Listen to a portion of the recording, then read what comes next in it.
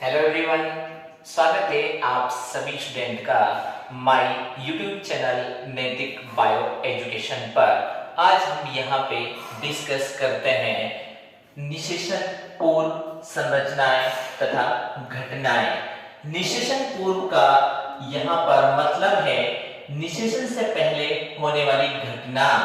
निषेचन से पहले होने वाली घटना जिसको हम नाम देते हैं बेटा पूर्व निषेचन। पूर्व निषेचन मतलब क्या है बेटा कि युग्मक का गठन और संलयन से पहले जो घटना होती है उनको हम पूर्व निषेचन नाम देते हैं। पूर्व निषेचन में जैसे युग्मक जनन, जैसे एक क्रिया है युग्मक जनन। युग्मक जनन में क्या होगा बेटा? युग्मक जनन में नर और मादा प्रजनन संरचनाएं बनती हैं। क्या बनती है बेटा? युग्मक जनन में नर और मादा प्रजनन संरचनाएं बनती हैं। और बेटा जब नर एवं मादा प्रजनन संरचनाएं बनती हैं तो इनमें नर और मादा युग्मक बनते हैं, यानी नर और मादा युग्मक का क्या होता है? गठन होता है। क्या होता है? गठन होता है। यानी मेल एंड फीमेल गैमेट का डेवलपमेंट होता है। तो ये किसके अंदर देखने को मिलता है? हमें युग्मक जनन के अंदर देखने को मिलता है। एक दूसरा क्रिया है युग्मक स्थानांतरण। युग्मक स्थानांतरण में क्या होगा? नर और मादा युग्मक आपस में आएंगे और आने पर उससे क्या होगा बेटा? परागकण। उससे क्या होगा? परागकण होगा। परागकण को बेटा हम क्या नाम देते हैं? पोलिनेशन। क्या नाम देंगे इसको हम? पोलिनेशन। परागकण मतलब क्या हो गया बेटा? पोलिनेशन। जब नर और मादा युग्मक आपस में मिलेंगे तो मिलने पर वहां पर एक क्रिया होती है जिसको हम क्या नाम देते हैं? परागकण नाम देते हैं, जिसको मैंने यहाँ पे क्या नाम दिया है? पोलिनेशन नाम दिया है। तो ये सब निषेचन से पहले होने वाली घटनाएं हैं। जो निषेचन से पहले होने वाली घटनाएं होती हैं वो उनको हम क्या नाम देंगे? पूर्व निषेचन नाम देते हैं। क्या नाम देते हैं? पूर्व निषेचन नाम देते हैं। अब हम इस निषेचन पूर्व संरचनाएं एंड घटना के अंदर हम यहां पर डिस्कस करेंगे बेटा कि पुंकेसर, लघु बीजाणुधानी एंड परागकण। इन तीन टॉपिक के बारे में, इन तीन स्ट्रक्चर्स के बारे में हम यहां पर डिस्कस करेंगे। इस वीडियो लेक्चर के अंदर हम ओनली पुंकेसर के बारे में पढ़ेंगे। इसके बारे में पुंकेसर के बारे में। अगर हम एक प्रारूपिक पुंकेसर की संरचना के बारे में बात करते हैं, एक प्रारूपिक पुंकेसर की संरचना के बारे में बात करते हैं, तो एक प्रारूपिक पुंकेसर में दो भाग होते हैं। कितने भाग होते हैं बेटा? दो भाग। एक प्रारूपिक पुंकेसर में दो भाग होते हैं बेटा। पहला भाग है परागकोश और दूसरा भाग है पुतंतु। इसको हम नाम देंगे, फर्स्ट भाग कौन सा है? परागकोश, और दूसरा भाग कौन सा होगा? पुतंतु। बेटा परागकोश को हम क्या नाम देते हैं? Structure of typical anther. Structure of typical anther क्या नाम देते हैं इंग्लिश में? इसको स्ट्रक्चर ऑफ टिपिकल एंथर। हम यहां पर एक टिपिकल एंथर की स्ट्रक्चर मतलब परागकोश का संरचना के बारे में हम यहां पे पढ़ेंगे। तो यहां पे दो चीजें अपन डिस्कस करेंगे। एक तो है पुंकेसर, एक प्रारूपिक पुंकेसर क्या होता है, और प्रारूपिक पुंकेसर के अंदर परागकोश जो होता है उस परागकोश की संरचना कैसी होती है, उसमें क्या क्या फीचर्स होते हैं, इन चीजों को हम यहाँ पे डिस्कस करेंगे। तो मैंने कहा बेटा प्रारूपिक पुंकेसर के दो भाग होते हैं, फर्स्ट परागकोश और दूसरा कौन सा है? पुतंतु। बेटा परागकोश एक अग्रस्थ द्विपालिक संरचना होती है। अग्रस्थ द्विपालिक संरचना होती है जो ऊपर की ओर प्रेजेंट होती है। इस परागकोश के अंदर बेटा दो पालियां होती हैं। कितनी पालियां होती हैं? दो पालियां। जैसे मान लीजिए बेटा ये क्या है, ये एक पाली है। परागकोश में दो पालियां होती हैं, ये एक पाली और ये दूसरी पाली। एक परागकोश में टू पाली होती है और प्रत्येक पाली के अंदर दो लघु बीजाणु धानियां होती हैं। प्रत्येक पाली में कितनी लघु बीजाणु धानियां होती हैं? दो। यानी एक तो ये क्या है, एक पाली, मतलब एक परागकोश के अंदर कितनी पाली होती है? दो पाली। प्रत्येक पाली में दो लघु बीजाणु धानियां होती हैं और एक परागकोश के अंदर चार फलकीय चतुष्कोणीय संरचना होती है। एक परागकोश क्या होता है? चार फलकीय चतुष्कोणीय संरचना होती है। चतुष्कोणीय का मतलब चार दिशाएं होती हैं या फोर साइडेड स्ट्रक्चर होती है, फोर साइड होती है, तो उसको हम क्या नाम देंगे? चार फलकीय चतुष्कोणीय संरचना, मतलब चार दिशीय संरचना, चार साइड होती है। इसको परागकोश एक तरह की चतुर्बीजाणुधानिक होता है। क्या होता है? चतुर्बीजाणुधानिक होता है। चतुर्बीजाणुधानिक का मतलब क्या है? आप देखिए, एक परागकोश के अंदर दो पाली होती है। जब दो पाली होती है तो एक पाली के अंदर, प्रत्येक पाली में दो लघु बीजाणुधानियां होती है। तो दो पाली में कितनी लघु बीजाणुधानियां हुई? फोर। चार लघु बीजाणुधानियां दो पाली के अंदर होती हैं। तो हम क्या नाम देंगे इसको? चतुर्बीजाणुधानिक। क्या नाम देंगे? चतुर्बीजाणुधानिक। बेटा ये परागकोश परागकण उत्पन्न करते हैं। क्या करते हैं? परागकोश परागकण उत्पन्न करते हैं। और बेटा परागकण का हम दूसरा नाम देते हैं लघु बीजाणु। परागकण का दूसरा नाम देंगे हम लघु बीजाणु या सूक्ष्म बीजाणु। बेटा हम नाम देते हैं इसको, परागकण का दूसरा नाम क्या है? लघु बीजाणु, या इसी को हम नाम देते हैं बेटा सूक्ष्म बीजाणु। क्या नाम देंगे बेटा इसको? सूक्ष्म बीजाणु, या तो लघु बीजाणु या सूक्ष्म बीजाणु।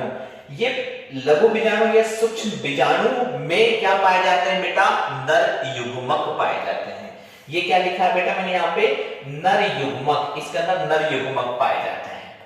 और इसके अलावा बेटा मैंने कहा कि एक परागकोश के अंदर दो पाली होती है, लेकिन ये दो पाली एक पट्टी के द्वारा जुड़ी होती है। ये दो पालियां किसके द्वारा जुड़ी होती है? एक पट्टी के द्वारा जुड़ी होती है।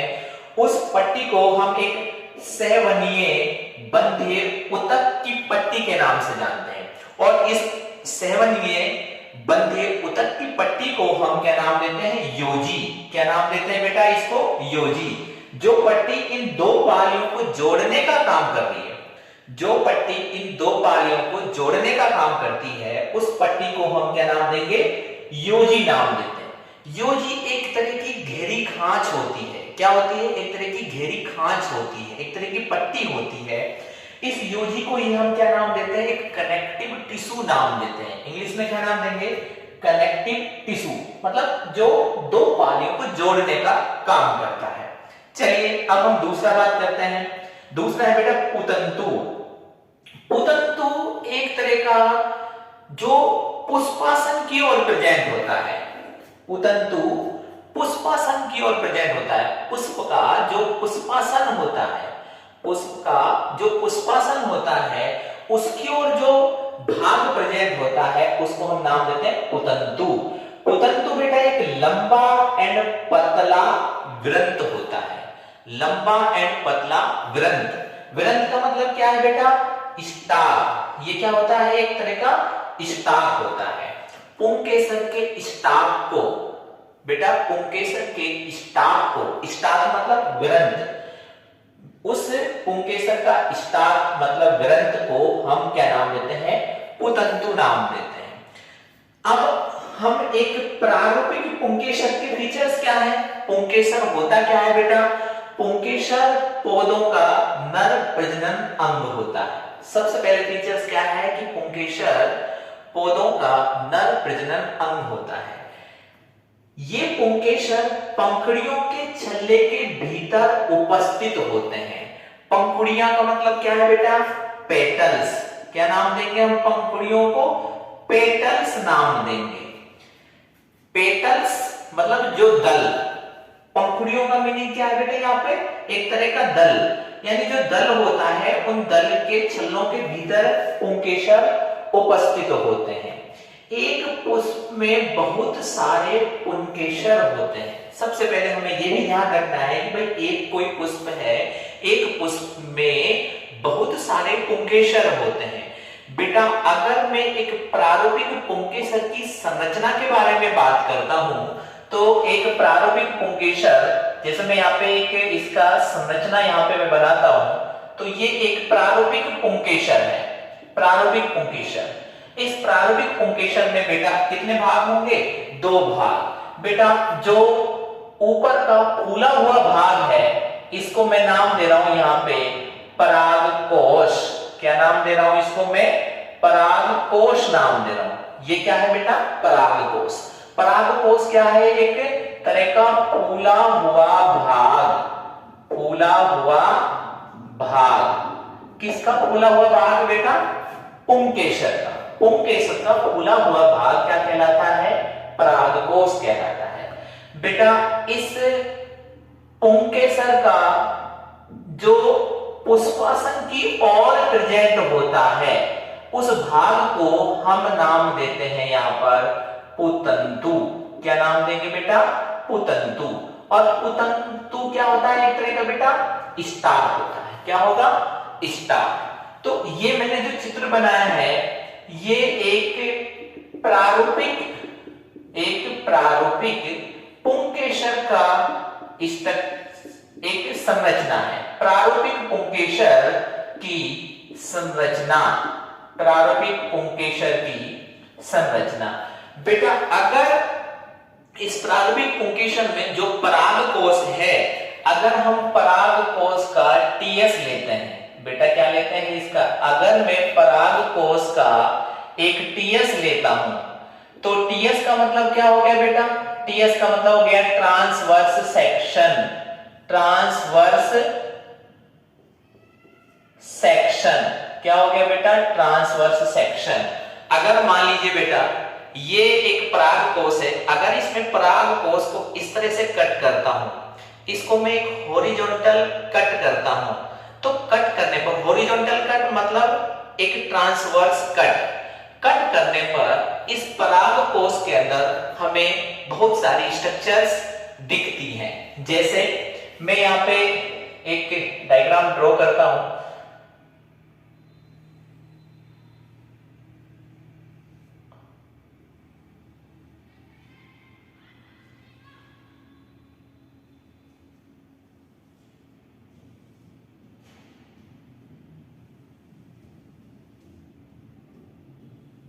देखिए ये मैंने जो डायग्राम ड्रॉ किया है यहाँ पर, बेटा मैंने इसको यहां से परागकोश को मैंने यहां से कट किया है। कट करने पर हमें इसका ऐसा चित्र हमें दिखाई देता है। इस चित्र में बेटा ये वाला भाग कौन सा होगा, नीचे वाला पुतंतु। ये कौन सा भाग होगा बेटा, पुतंतु। ये नीचे वाला भाग कौन सा होगा, पुतंतु। बेटा इसके अलावा जब हम इसका टीएस लेते हैं तो टीएस में हमें इस तरह की स्ट्रक्चर्स दिखती हैं। बेटा मैंने कहा था कि एक परागकोश के अंदर 2 पाली होती है। एक परागकोश में 2 पालियां होती हैं। मान लीजिए ये एक पाली है, ये वाली एक पूरी एक पाली है, इधर की एक पाली और दूसरी पाली ये, यहां पे 2 पालियां हैं। ये दोनों पाली बेटा एक योजी के द्वारा कनेक्टेड होती है। क्या होती है, एक योजी के द्वारा कनेक्टेड होती है। योजी क्या होती है, एक तरह की गहरी खांच होती है, एक तरह की बंधीय पट्टी होती है। ये क्या है, एक तरह की बंधीय पट्टी या बंधे पट्टी, एक तरह की बंधे पट्टी होती है और इसी बंधे पट्टी को हम क्या नाम देते हैं? योजी नाम देते हैं। योजी, बंधे पट्टी को हम बेटा क्या नाम दे रहे हैं यहाँ पे? योजी, है ना, जो कि इन दो पालियों को कनेक्ट करने का काम करती है। तो बेटा मैंने क्या नाम दिया? ये दो क्या हो गई बेटा यहाँ पे? दो पाली। तो मैं नाम देता हूं बेटा, ये कैसी होती है यहाँ पर? दो पालियां, दो पालियां होती हैं। और बेटा ईच पाली के अंदर क्या होंगे? दो कोष्ठ होते हैं, एक कोष्ठ ये और दूसरा कोष्ठ ये। एक पाली के अंदर क्या होंगे? दो कोष्ठ होते हैं। मान लीजिए ये क्या है? दो कोष्ठ है। एक कोष्ठ आप ये मानो कि ये एक कोष्ठ है और दूसरा कोष्ठ कौन सा है? ये। और ईच कोष्ठ के अंदर एक लघु बीजाणु धानी होती है। क्या होती है? एक लघु बीजाणु धानी। बेटा देखो ये पूरा तो एक पाली हो गया और एक पाली के अंदर कितने कोष्ठ होते हैं? दो कोष्ठ होते हैं। एक पाली में दो कोष्ठ होते हैं और एक कोष्ठ के अंदर क्या होगा? एक लघु बीजाणु धानी होती है। लघु बीजाणु धानी होती है। अब आप समझे, मैंने कहा कि बेटा एक परागकोश का जब हम टीएस लेते हैं तो एक परागकोश के अंदर बेटा दो पाली होती है। एक पाली ये, दूसरी पाली ये, दो पालियां होती हैं। और बेटा एक पाली के अंदर ये दो कोष्ठ होते हैं। क्या होते हैं? दो कोष्ठ होते हैं। इन कोष्ठ को बेटा इंग्लिश में हम क्या नाम देते हैं? थेका। क्या नाम देंगे बेटा इनको हम? थेका। कितने थेका होंगे यहाँ पे? दो थेका होते हैं। और हम नाम देते हैं कि बेटा एक थेका के अंदर क्या होते हैं? एक लघु बीजाणु धानी होती है। क्या होती है? लघु बीजाणु धानी होती है। और बेटा इन लघु बीजाणु धानी के अंदर क्या बनते हैं? यहां पर लघु बीजाणु। लघु बीजाणु धानी के अंदर क्या बनेंगे यहां पे बेटा? लघु बीजाणु। क्या बनते हैं इनके अंदर? लघु बीजाणु का फॉर्मेशन होता है, लघु बीजाणु का निर्माण होता है। तो ये लघु बीजाणु बेटा यहां से यहां पे भी क्या होंगी? इस पाली के अंदर भी क्या होंगी? दो लघु बीजाणु होंगी, यानी एक पाली के अंदर दो लघु बीजाणु। तो मैंने आपको, और इन लघु बीजाणुओं के, लघु बीजाणु धानी के अंदर क्या होंगे? लघु बीजाणु यहां पे भी होंगे। ये लघु बीजाणु धानियां हैं और लघु बीजाणु धानियां के अंदर क्या है? लघु बीजाणु है। तो ये लघु बीजाणु यहां से यहां पे भी आ सकते हैं। ये बाहर क्या हो रहे हैं? यहां से निकल रहे हैं। बहुत सारे लघु बीजाणु यहां से क्या निकल रहे हैं यहां से। तो इनको हम क्या नाम देंगे? लघु बीजाणु। तो एक्चुअली जहां से ये लघु बीजाणु निकलते हैं, इस लाइन को हम नाम देते हैं लाइन ऑफ डेहिसेंस। क्या नाम देंगे? Line of dehiscence. मतलब लाइन ऑफ डेहिसेंस क्या है कि एक ऐसी जगह जहां से ये लघु बीजाणु निकलते हैं, तो उसको हम नाम देंगे डेहिसेंस, जहां से ये फूटते हैं, है ना। इस फूटने वाली लाइन को हम क्या नाम देंगे? लाइन ऑफ डेहिसेंस नाम देते हैं। अब आप देखिए कि एक परागकोश के अंदर कितनी पालियां? दो पालियां। क्या है? दो पालियां। लेकिन दो पालियों के अंदर क्या होंगे बेटा? जैसे दो पालियां हैं तो एक पाली के अंदर दो थेका, तो दो पालियों के अंदर कितने होंगे? चार थेका। लेकिन उन चार थेका के अंदर लघु बीजाणु धानियां कितनी होंगी? चार। तो आप यहां पे देखिए, मैंने आपको बताया था कि ये कैसा होता है? चतुर्बीजाणु धानियां। मतलब एक परागकोश के अंदर कितनी बीजाणु धानियां हो गई? चार बीजाणु धानियां। बेटा 1 2, 3 एंड 4 बीजाणु धानियां होती हैं। और मैंने बोला था कि बेटा ये 4 फलकीय चतुष्कोणीय स्ट्रक्चर होती है। 4 फलकीय मतलब 4 साइड होती है इसमें, 1, 2, 3 एंड 4, 4 साइडेड स्ट्रक्चर होती है। तो इसको हम क्या नाम देते हैं? 4 फलकीय चतुष्कोणीय संरचना नाम देते हैं। तो ये क्या हो गया? एक के प्रारूपिक पुंकेसर की संरचना और परागकोश की संरचना। इस वीडियो में आपने इनके बारे में पढ़ा। इसके बाद हम अगले वीडियो के अंदर लघु बीजाणुधानी और लघु बीजाणुधानी के क्या कार्य होते हैं उनको हम यहाँ पे डिस्कस करेंगे। अगर आपको ये वीडियो बहुत अच्छे से समझ में आया है तो आप प्लीज लाइक करें, इस वीडियो को शेयर करें और कमेंट करें। थैंक